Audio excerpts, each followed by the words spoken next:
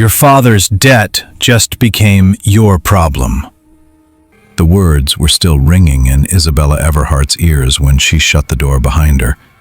She stood there for a second too long, fingers resting on the lock, heart pounding as if the voice were still on the line.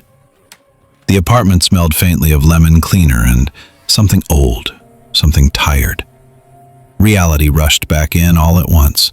She kicked off her heels. One landed near the wall, the other toppled sideways like it had given up.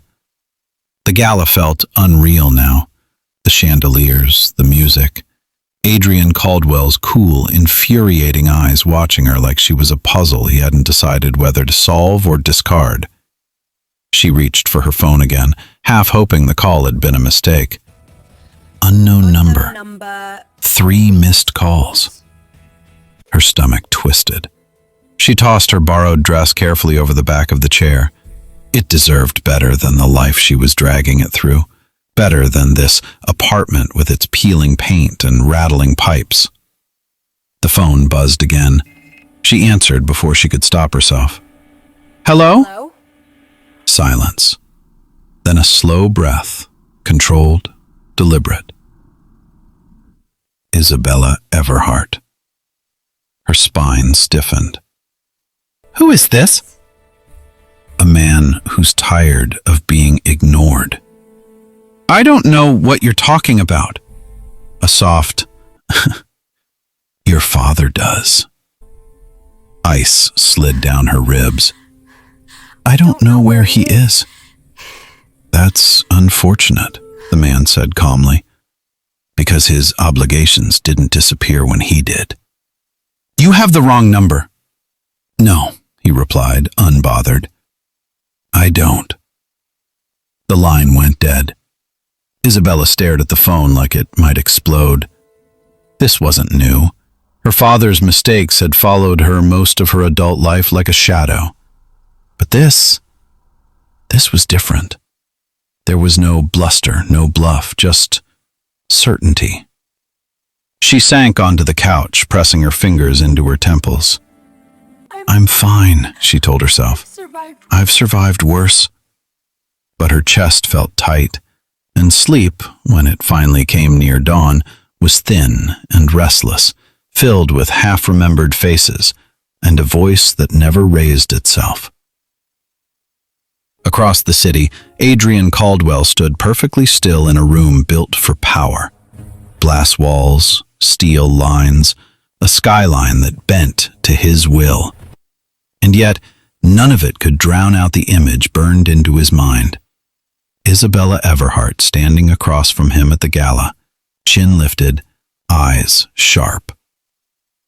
"You've convinced yourself caring is inefficient." He loosened his tie, jaw tight. Marcus Hale leaned against the doorframe, arms crossed. "You've replayed that night 6 times. Adrian didn't turn. "You counting now?" "I'm observant." She was out of line. Marcus, maybe. But you don't look angry. Adrian, "Drop it." But his gaze drifted to the dark glass again. He didn't like unanswered questions, and Isabella Everhart was full of them. The knock came just after sunrise. Isabella jerked upright, heart slamming into her ribs. "Isabella?" Mrs. Alvarez's voice called from the hall. "Someone left something." Relief came first, then dread. She cracked the door open. Mrs. Alvarez held out a thick envelope, her brows pulled together. "It was taped to your door." Isabella thanked her, closed the door, and slid the envelope open with shaking fingers. Final notice. The amount beneath it made the room tilt. Her legs gave out and she slid down the door until she was sitting on the floor, the paper trembling in her hands. This wasn't pressure.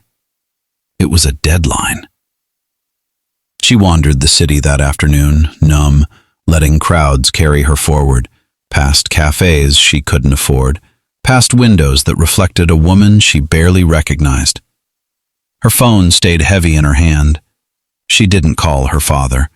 Instead, she stopped short in front of an electronics store. A headline scrolled across the screen. Caldwell Global CEO set to finalize landmark merger. Adrian Caldwell's face filled the display, composed, flawless, untouchable.